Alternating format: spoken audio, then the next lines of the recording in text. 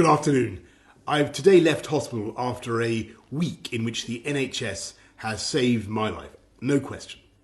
It's hard to find words to express my debt, but before I come to that, I want to thank everyone in the entire UK for the effort and the sacrifice you have made and are making. When the sun is out and the kids are at home, when the whole natural world seems at its loveliest and the outdoors is so inviting, I can only imagine how tough it has been to follow the rules on social distancing. I thank you because so many millions and millions of people across this country have been doing the right thing. Millions going through the hardship of self-isolation, faithfully, patiently, and with thought and care for others as well as for themselves. I want you to know that this Easter Sunday, I do believe that your efforts are worth it and are daily proving their worth. Because although we mourn every day those who are taken from us in such numbers, and though the struggle is by no means over, we are now making progress in this incredible national battle against coronavirus. A fight we never picked against an enemy we still don't entirely understand. We're making progress in this national battle because the British public formed a human shield around this country's greatest national asset, our National Health Service. We understood and we decided that if together we could keep our NHS safe, if we could stop our NHS from being overwhelmed, then we could not be beaten, and this country would rise together and overcome this challenge as we have overcome so many challenges in the past. In the last 7 days, I have, of course, seen the pressure that the NHS is under.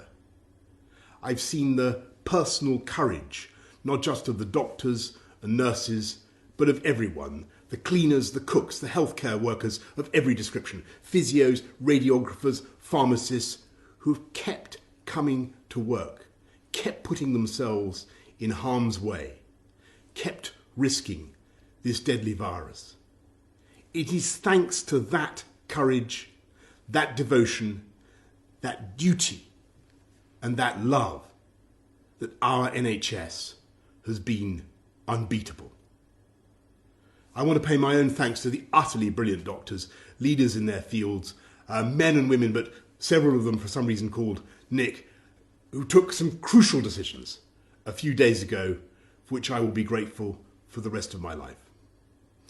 I want to thank the many nurses, men and women, whose care has been so astonishing. I'm going to forget some names, so please forgive me, but I want to thank Poling and Shannon and Emily and Angel and Connie and Becky and Rachel and Nikki and Anne.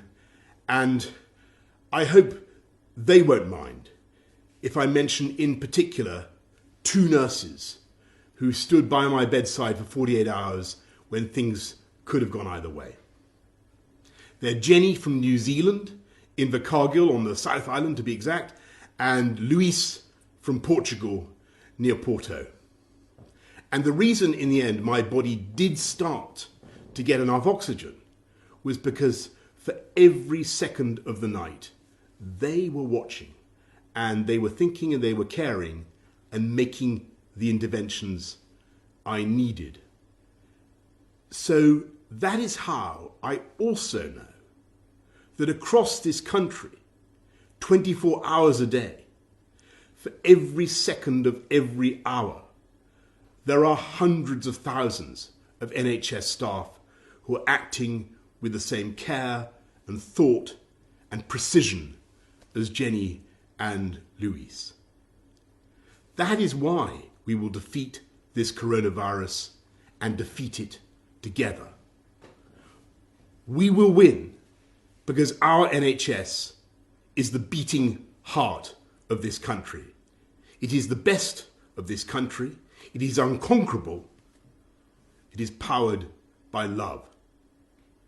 So, thank you from me, from all of us, to the NHS. And let's remember to follow the rules on social distancing, stay at home, protect our NHS, and save lives. Thank you, and happy Easter.